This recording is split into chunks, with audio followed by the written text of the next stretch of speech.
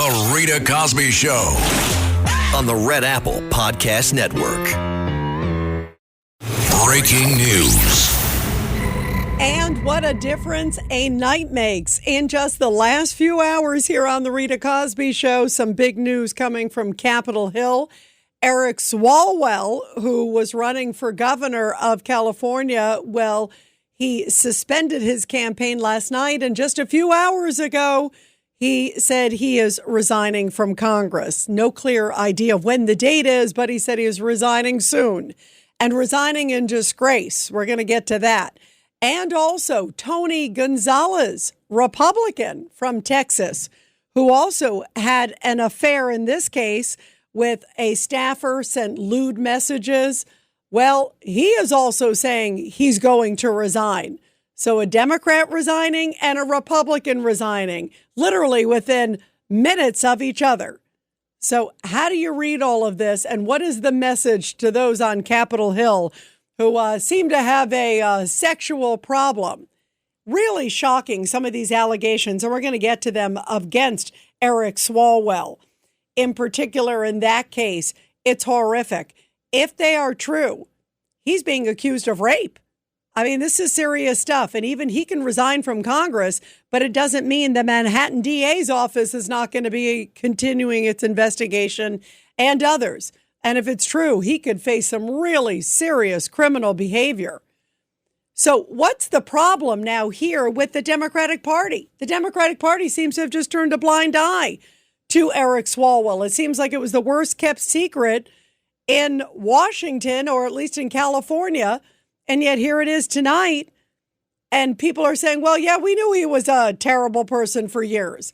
And the thing with this guy, he is a, full-blown hypocrite. I mean, he was going after Brett Kavanaugh. He was going after Trump.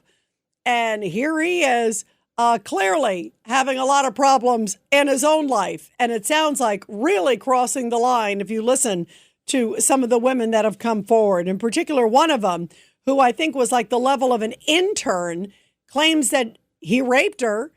And then years later, same thing again. So this is serious stuff. In the meantime, President Trump is also blocking the Strait of Hormuz for any ships that are planning to go to and from Iran. I love this. This is like total flipping the script. This is a checkmate totally against the rogue regime, because they thought that they could blackmail and hold the world hostage economically by controlling the Strait of Hormuz, saying, oh, there's mines, you can't go through. Well, guess what? The U.S. Navy came through and said, you know what? We're going to open this waterway whether you like it or not.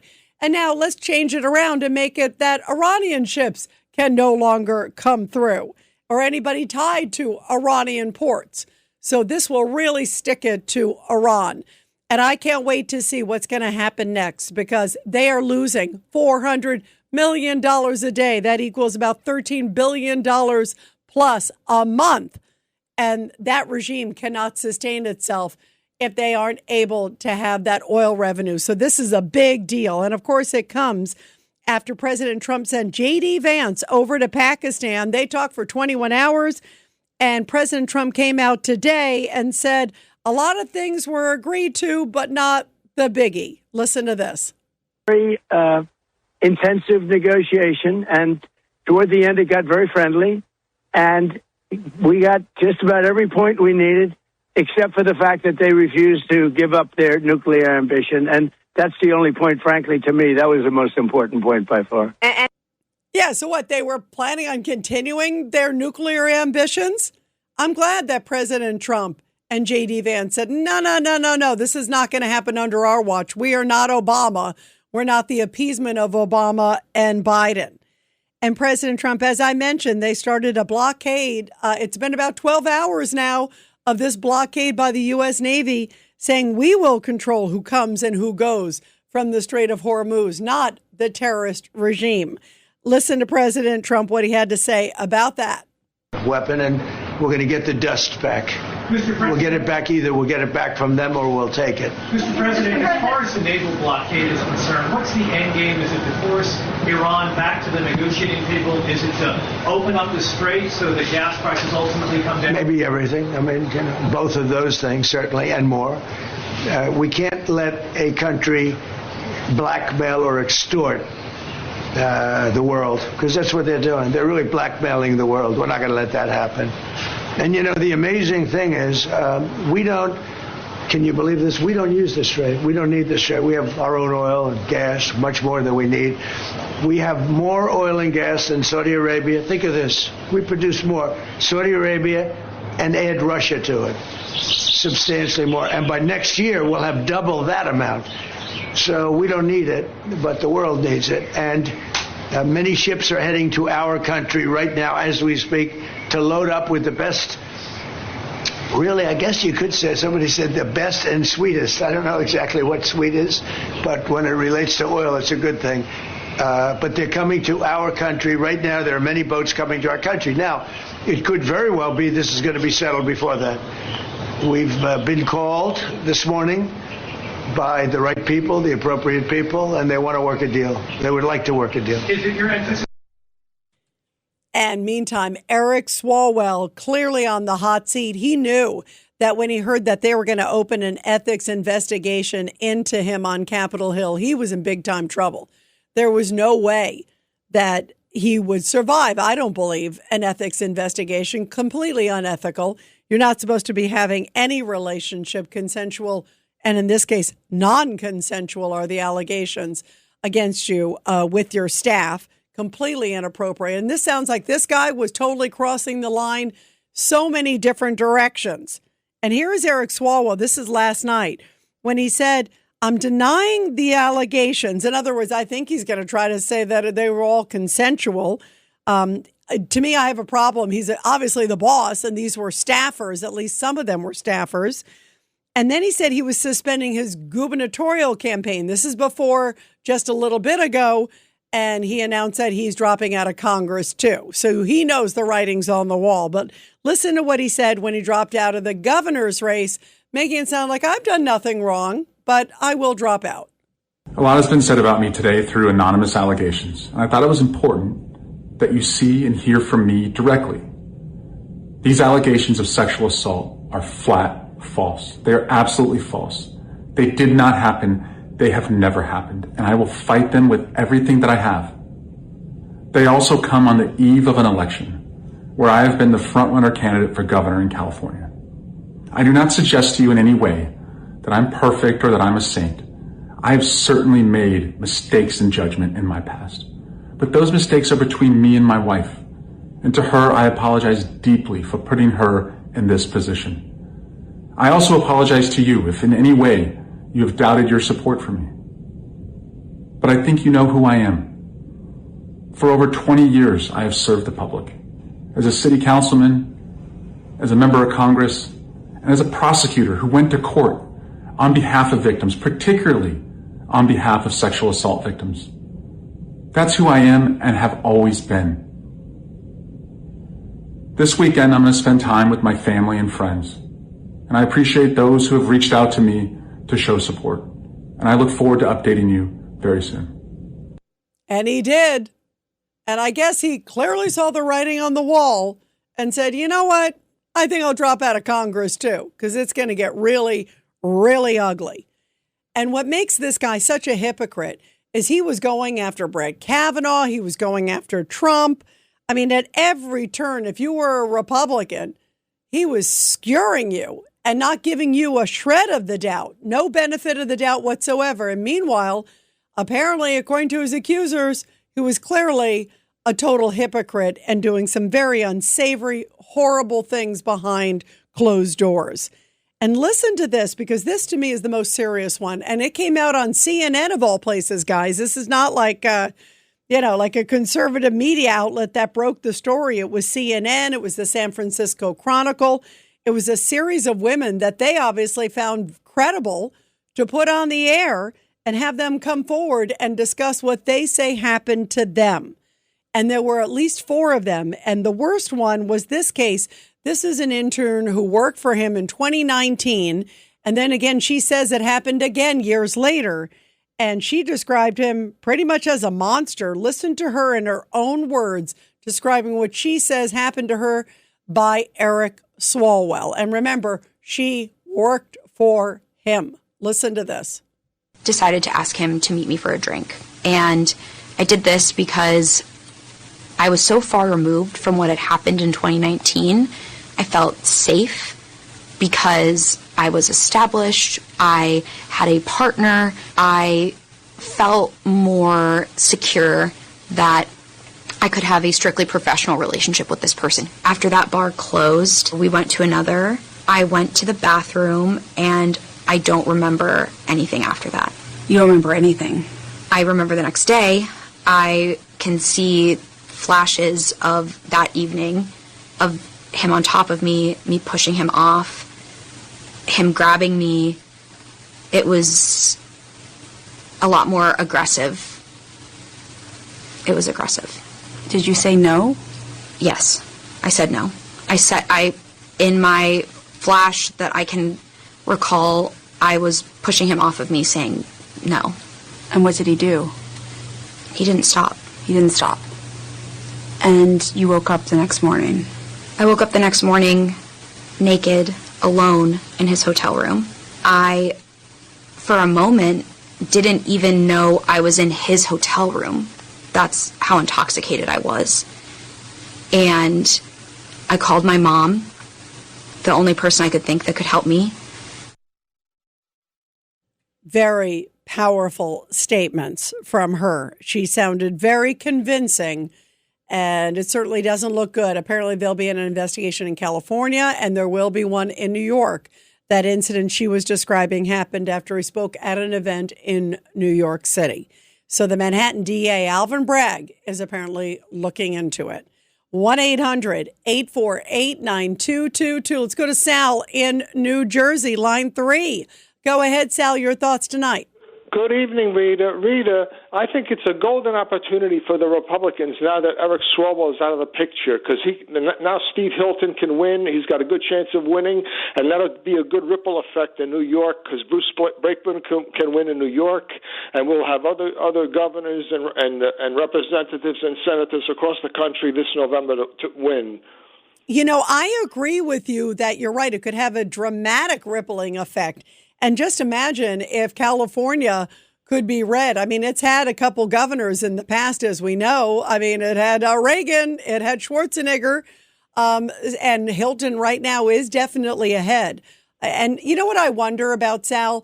I mean, the other thing is we have to be honest that it clearly looks like this was an orchestrated effort by the Democratic Party, who were worried that maybe some of this was going to come out. And I tend to believe they were the ones who put it out now, because in lockstep, they all threw him under the bus. Not that they shouldn't. I think they should.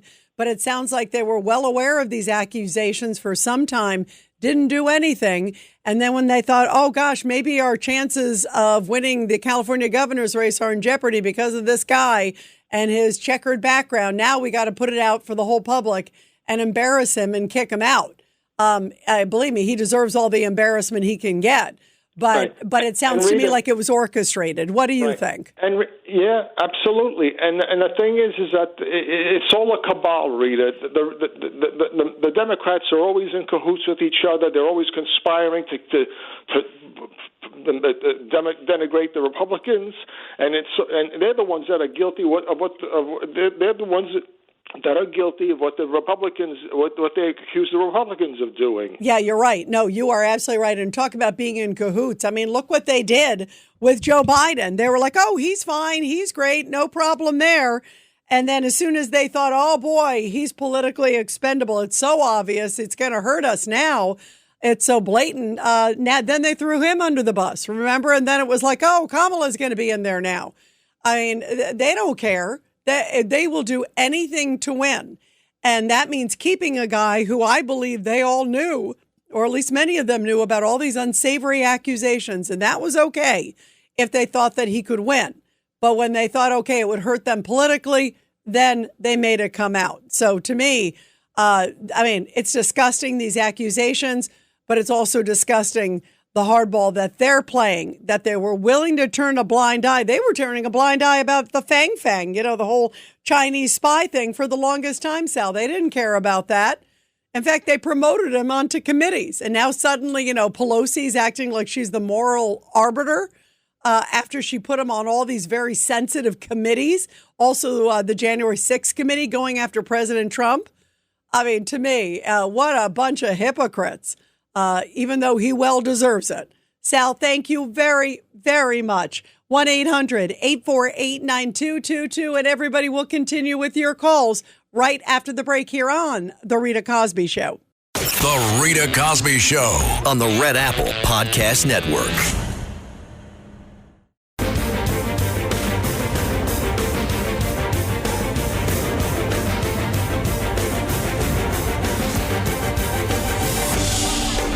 It's the Rita Cosby Show. And let's go to your calls. What a busy news night it has been. 1-800-848-9222. Let's go to Larry in Brooklyn, line 4. Go ahead, Larry, your thoughts. Larry, you there? Go ahead. Larry, call us back. Let's go to Norm on line 3. Go ahead, Norm. What do you think? Okay. I do not like Eric Swalwell. I have described him as a developmentally disabled thalidomide baby in the past. However, However, I do believe he was absolutely screwed, no pun intended, by this, by the Democrats. People like Pelosi, my God, her husband with the guy with the hammer. I don't even want to get into that. But the point is that I think, look, that story of that woman, okay, she slept with him. And then apparently it was traumatic to her. And so then she got drunk again, and then she decided that she was going to sleep with him again. So I don't know. So you think, hang on, Norm. That's obviously not what she's saying. That's your interpretation. Your interpretation is she regrets doing something as opposed to it being a rape, because she's saying she was drunk. She couldn't remember anything, that she was totally incapacitated. Obviously, she also worked for him. So that's a problem. I mean, obviously, this is not a gentlemanly behavior, to say the least. Norm, do me a favor, though, because I want to go through some of the details. It is odd. I hear what you're saying, that she goes back to him. On the other hand, she claims that she was incapacitated. That's a problem for him big time. The Rita Cosby Show on the Red Apple Podcast Network.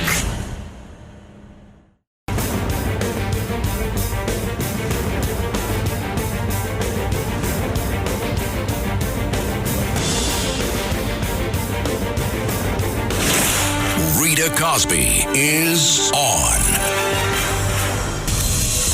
The Rita Cosby Show presents Back the Blue.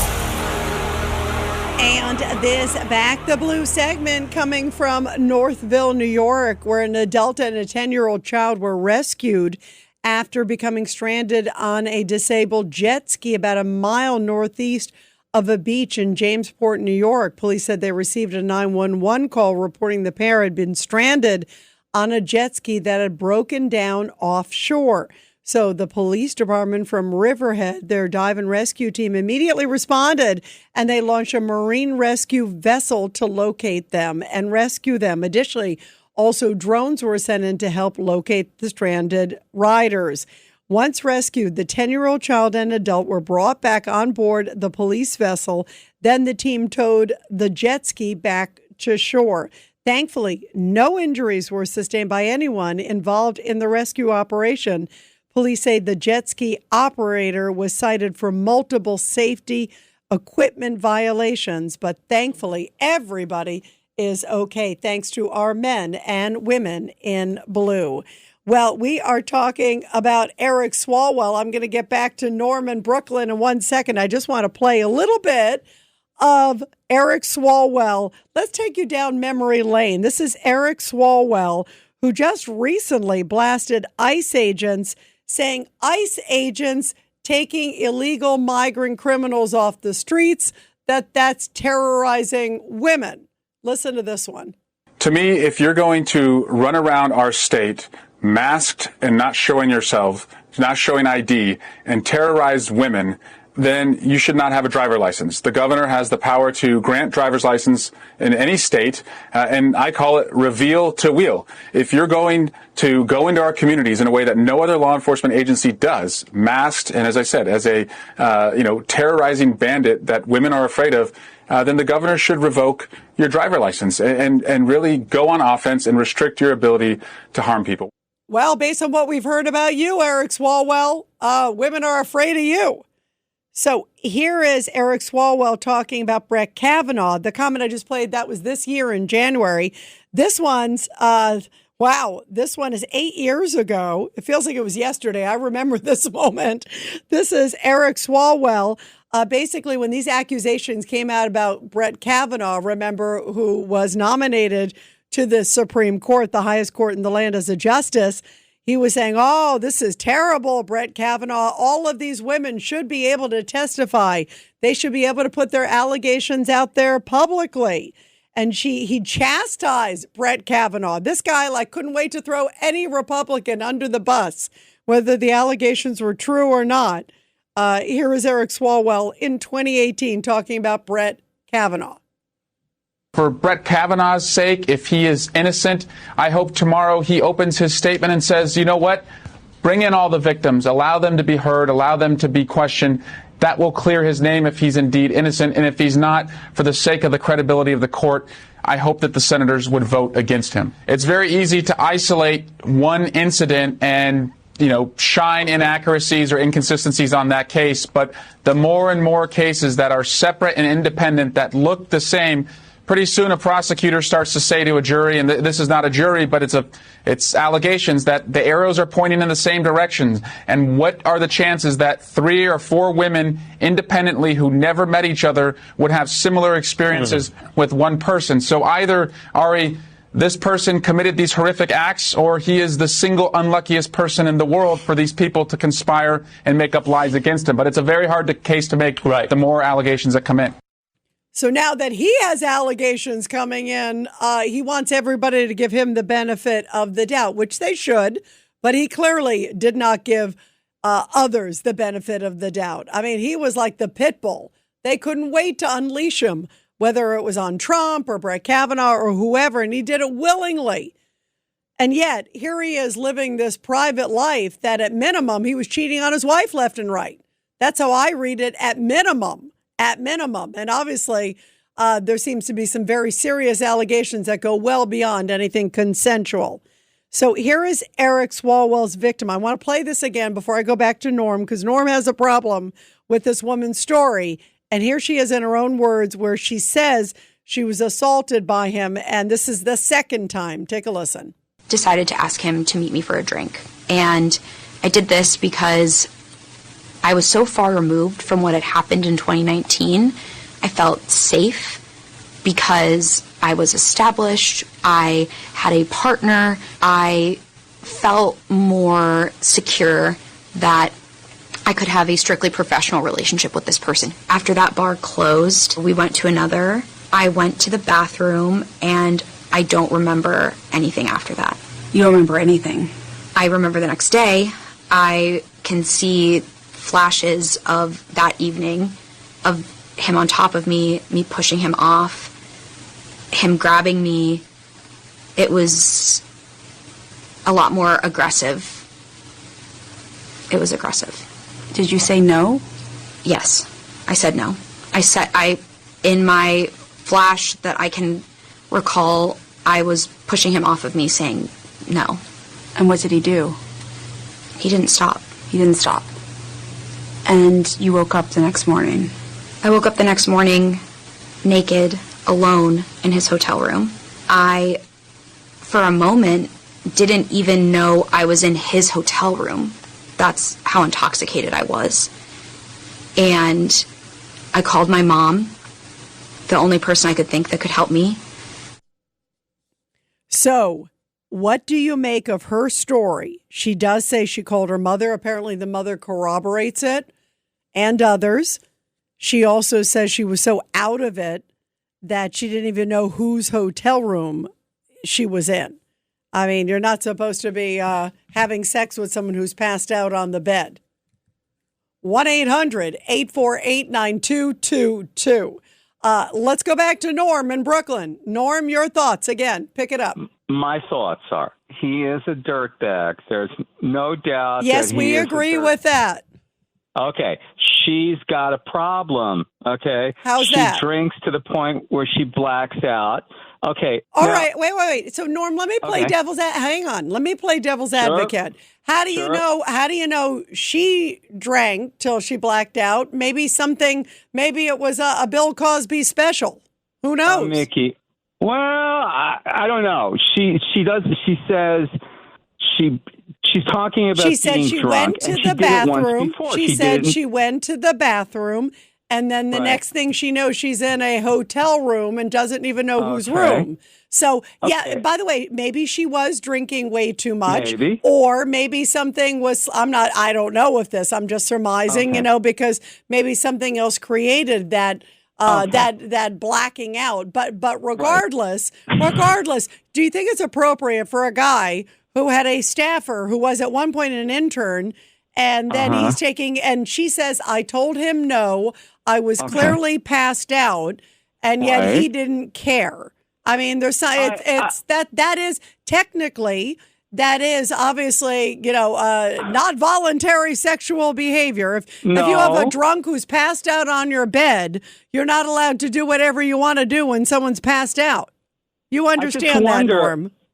I just wonder about Norm, I'm just asking you understand that, right? I'm just talking from a strictly legal definition. That is, you can rape your wife. I mean, if your wife says tonight, I don't, no, because you're too charming, Norm. You're too charming, Norm. But I'm just saying, from a legal standpoint, and I say this to you as someone who's covered a lot of criminal cases, that if your wife were to say, honey, I'm not in the mood, Norm, I love you, but no more, right? And you throw yourself on her and she says, no, and you force yourself on her and it's proven it was forced, that is still rape. You understand that, right? Yes, I do understand another thing. She uses the term "my partner." Is she straight? Is she gay? I just, there's no indication of that. What does that matter? Is a woman. What does that matter? It doesn't matter, but it just gives me an idea that she is a confused young lady. If her partner is a woman and she had slept with him as a man in 2019, and also I think that.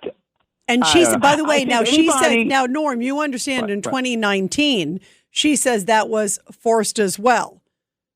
She thought somehow psychologically seeing him again would give her sort of power.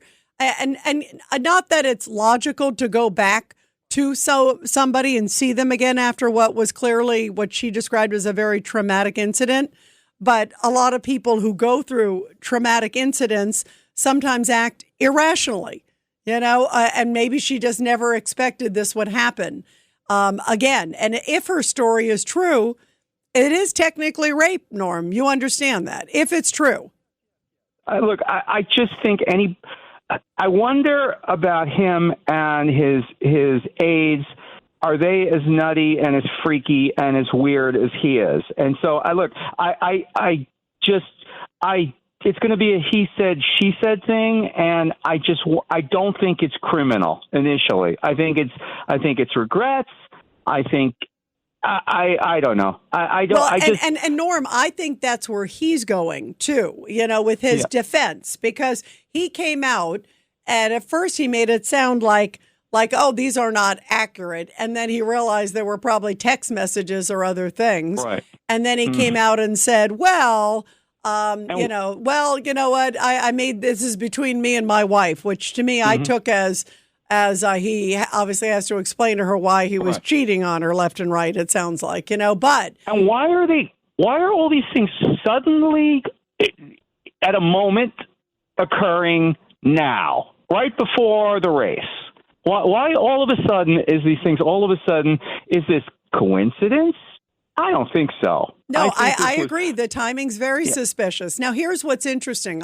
This woman, and I watched her interview when it came out on Friday night, and she said that others came forward, that somebody came forward and she said, you know what, I need to come forward too, because it's time. I can't sit in the shadows anymore. Right. So if that maybe is a legitimate reason, why suddenly, and then somebody else says, oh, well, this happened to me too. Now it's power in numbers, because that is power in numbers. If suddenly, if it is indeed true, you can understand how maybe they felt more empowered when suddenly other people were coming forward. So the question is, A, how do you prove it?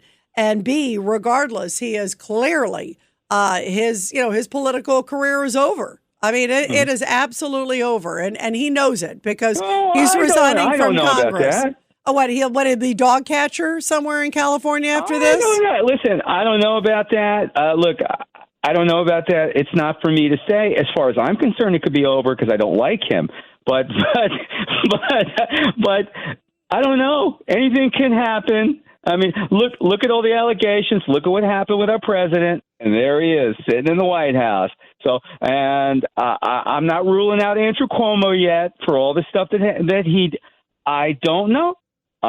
This you don't know. He could wind up being president yet.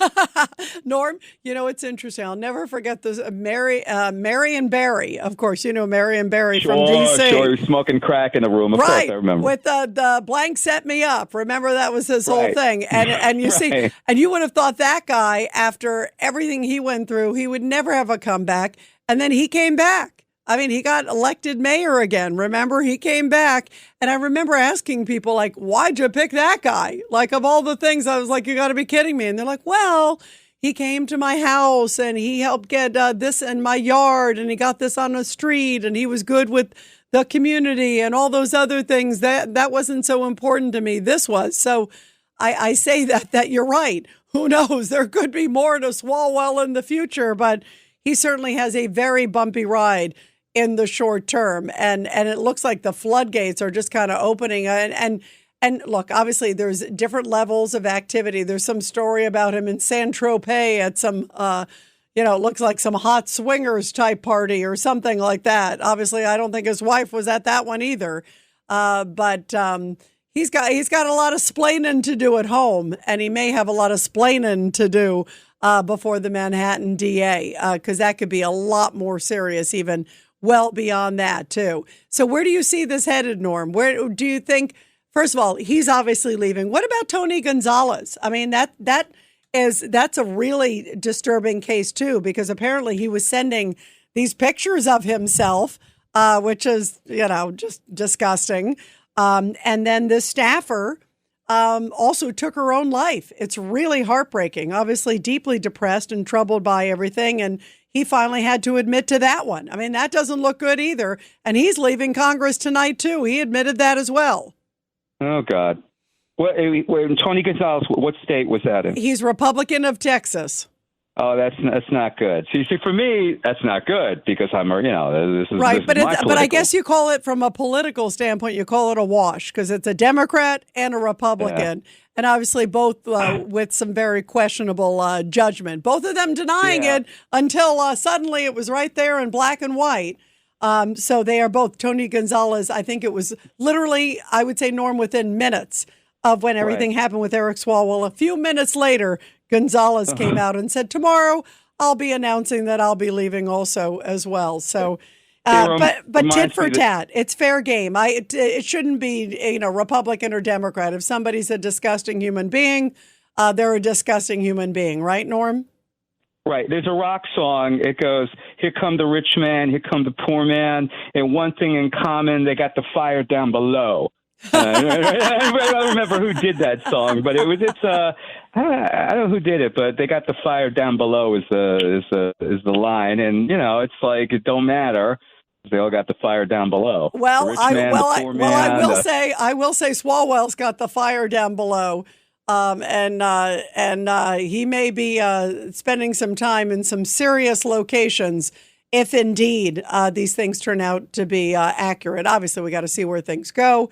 And obviously, he has a right to say whatever his facts are and have a fair airing of it all. But it doesn't look good. It looks terrible. And it makes you wonder what else is going to come out, because this has only come out in the last few days, Norm. It's still early. There may be other ones out there. We'll see. Norm, thank you very much. The fire down below, that's for sure. 1-800-848-9222. And everybody, you're listening to The Rita Cosby Show. The Rita Cosby Show on the Red Apple Podcast Network.